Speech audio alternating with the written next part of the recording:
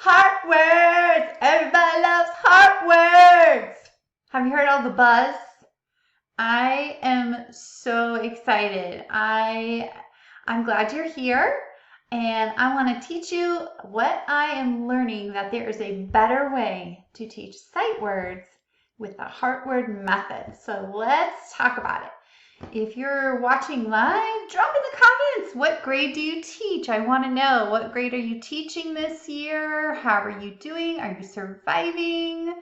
Are you having special adult beverages every day? Drop it in the comments so that I can get to know who's here with us. And if you're here for the replay, get ready because we're going to learn heart words. We're going to have some fun here today because this year has not been so fun for teachers, but we're close to the end. Summer's coming, so hang in there, friends. But I'm so excited. I have, since last summer, just been in all my teacher groups and finding out all about the science of reading, and it is so exciting. And the shift that's about to happen that is really going to help kids learn to read better. Those struggling students. I'm going to take these off because I feel like I'm at the beach.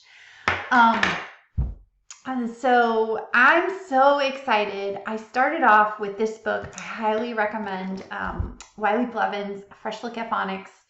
Such a good book, so digestible, so actionable. If you have a moment, pick it up, ask your school to buy it for you, something like that. He also has this book, Phonics A to Z. So good, so good. Something really cool about this book is there's a ton of word lists. So if you're teaching patterns, you have it right at your fingertips. But and then this is a little heavier. It's a good reference, but it's not easy reading. I'm just going to be honest. But Louisa Moats, she is one of the experts, so this is a good one too. But the most recent book that was recommended to me about teaching and reading and how kids are learning is this book called Equipped for Reading Success by David Kilpatrick.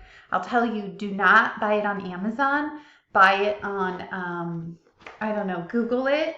He has his own website, but you'll get it much cheaper if you just Google buy Equipped for Reading Success, because Amazon has it super marked up. I think I paid $50 for this book.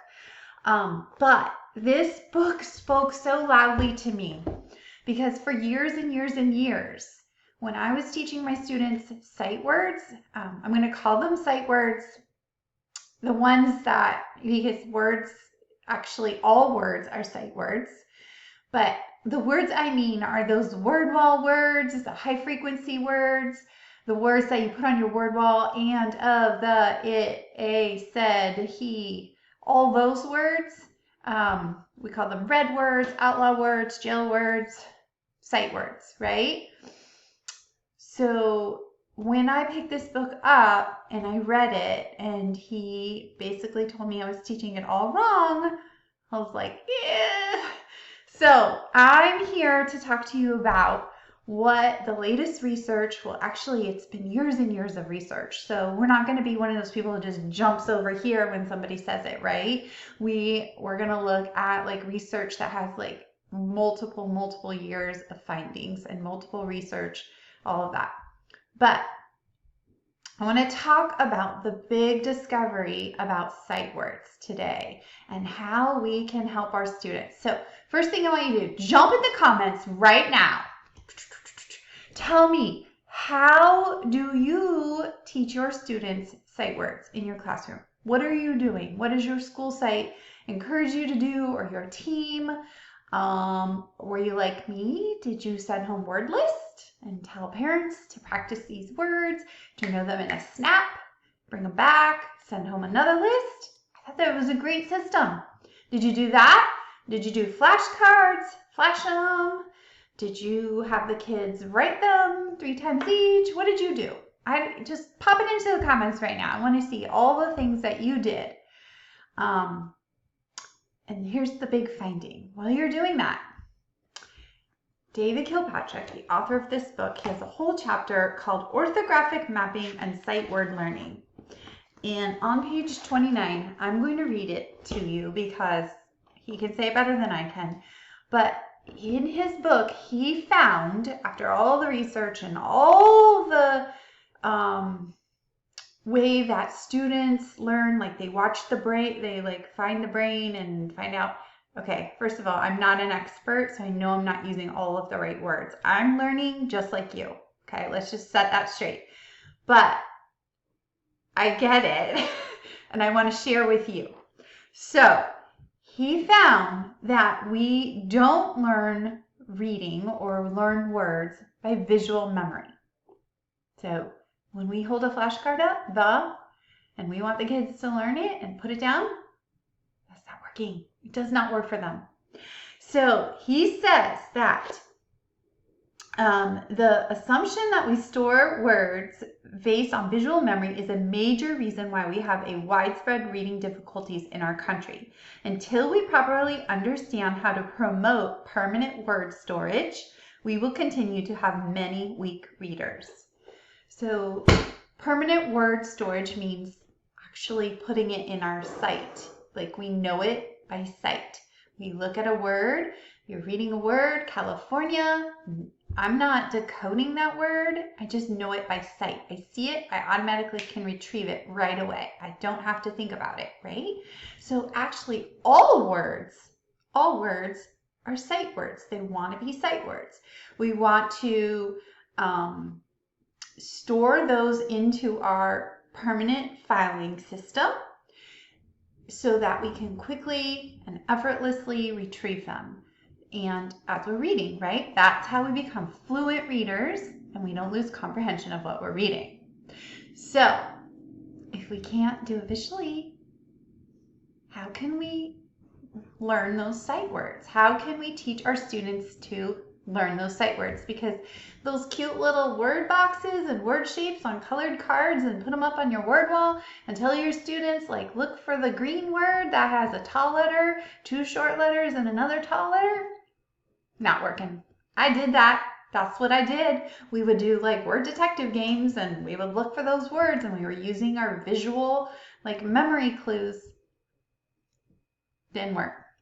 So how do we teach? How do we effectively teach students these high frequency, that's what we're going to call them, high frequency words? You know, those words like dolt or fry, or your school has a certain list, my school has a certain list for, you know, they had to know these 30 by end of first grade, or by the end of kindergarten, and these 100 by the end of first grade. Those words, right? Those ones that they come to frequently while they're reading as emergent readers.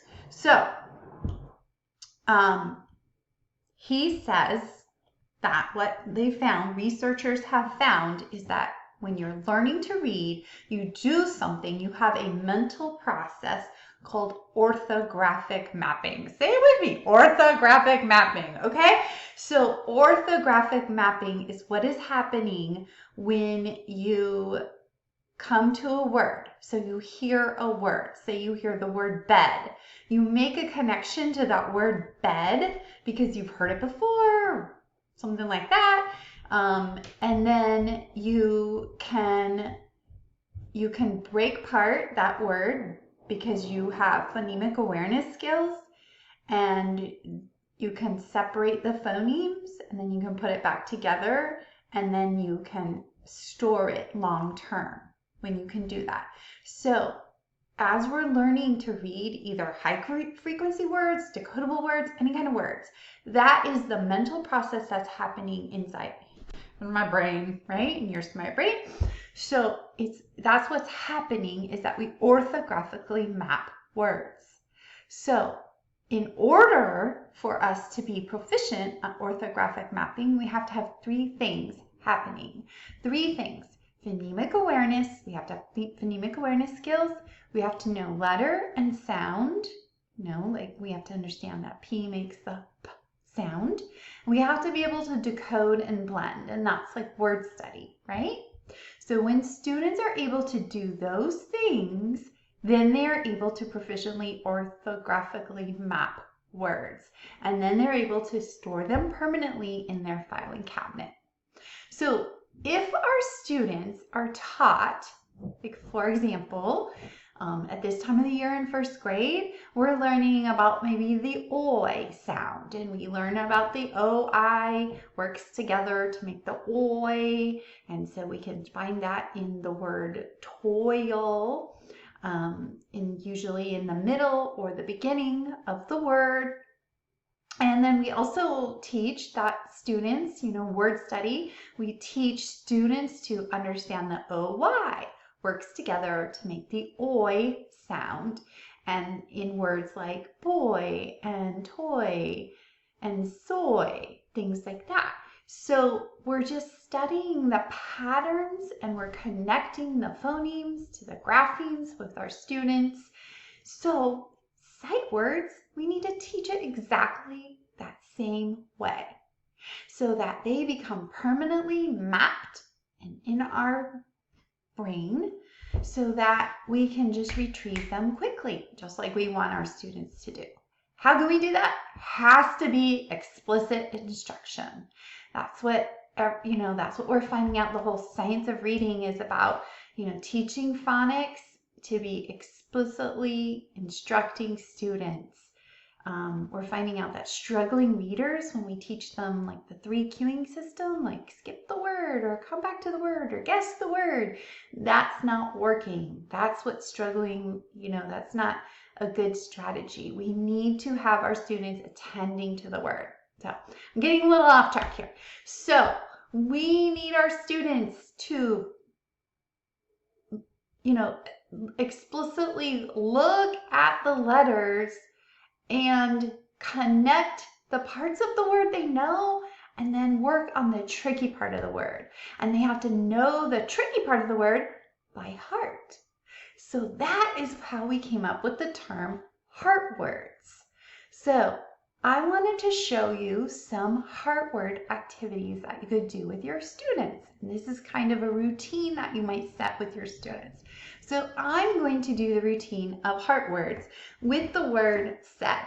So I'm going to get my little teacher whiteboard here, and I'm going to pretend you're my students. So here we are. Okay, friends, today we're going to learn a tricky word, and our new tricky word is the word said.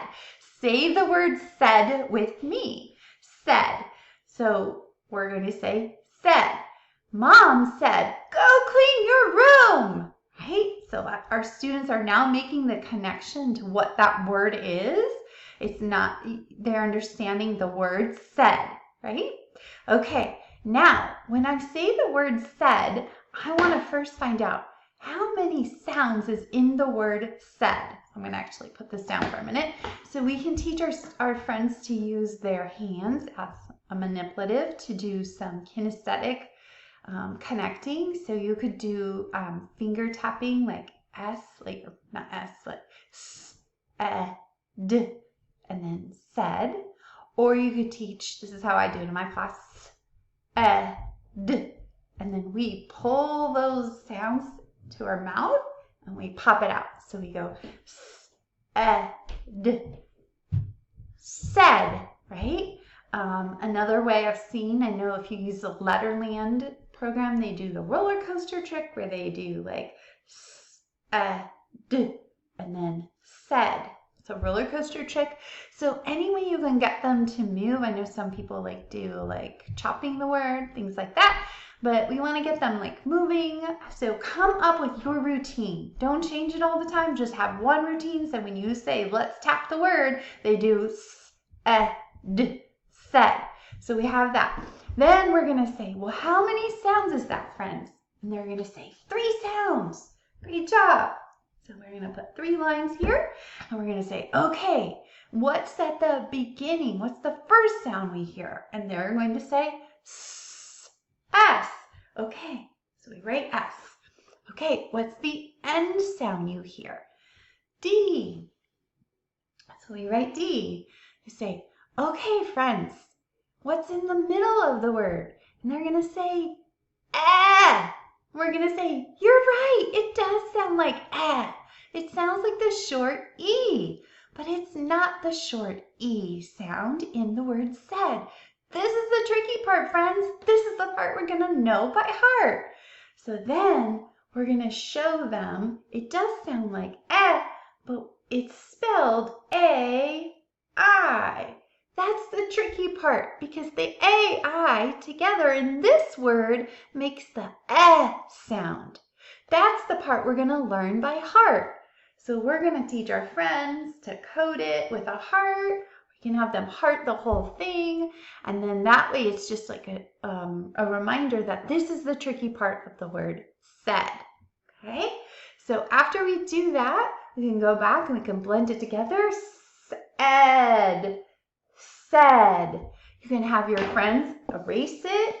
You can have them tell you again, how did you write it? If you were doing this in small group, you could have them, or, after you do it, they could try sounding it, tapping it, writing it again.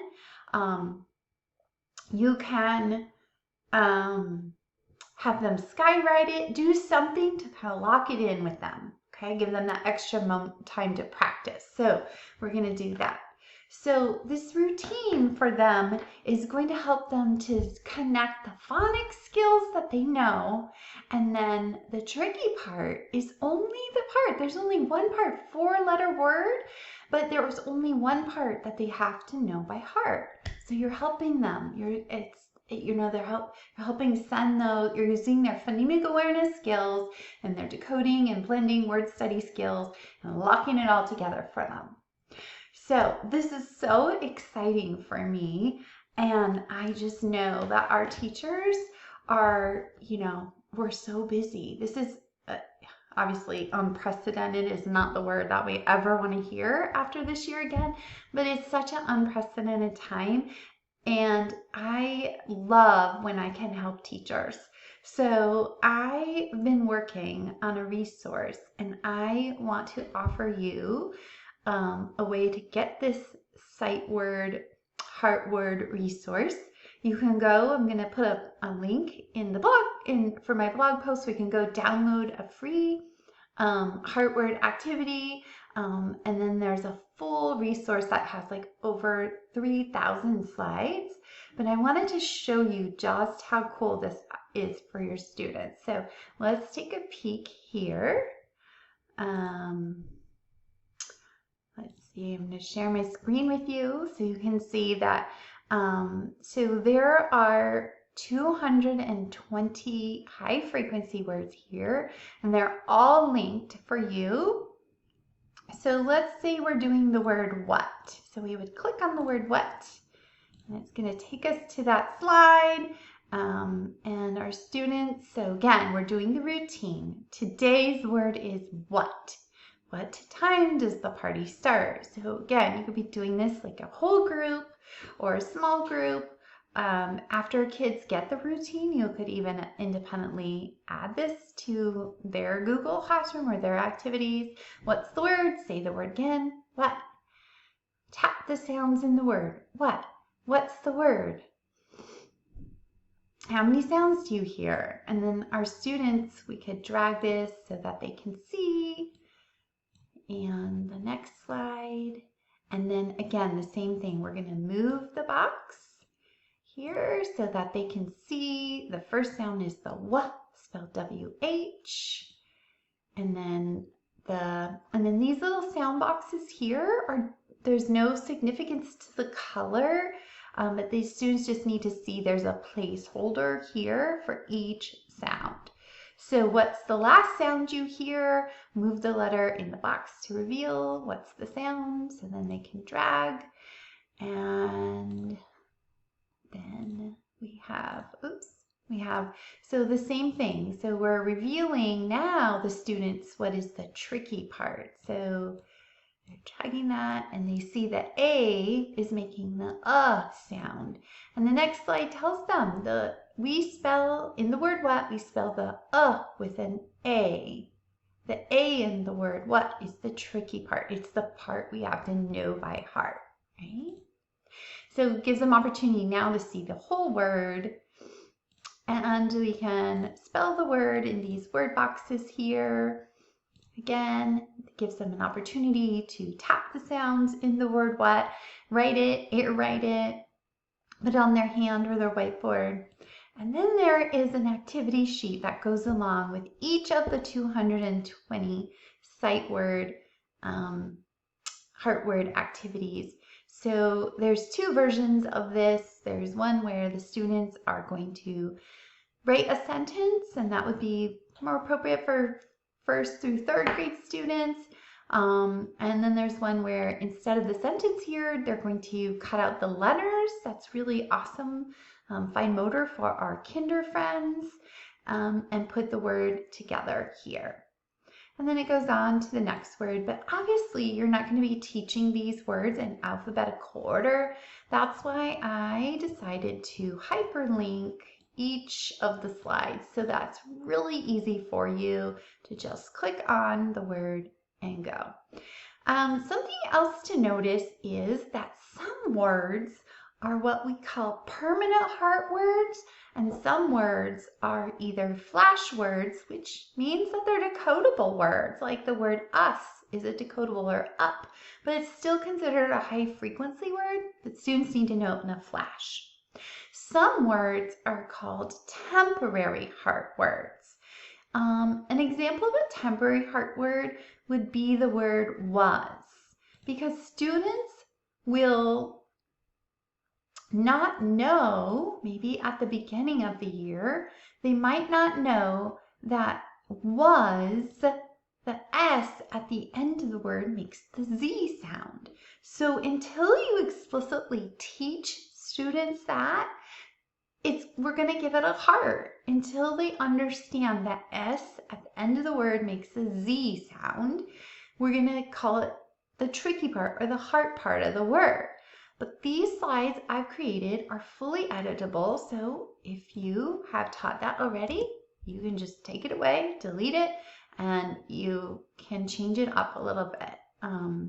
So again, it can be a temporary heart word. Actually, was is a permanent heart word because the A makes the sound, or it could be a temporary heart word, if that makes sense. A permanent heart word or a temporary heart word. So that's a little bit about that. So questions, I've had a friend who's been like popping in and kind of answering questions as we go, but if you have more questions, I'm so happy to help.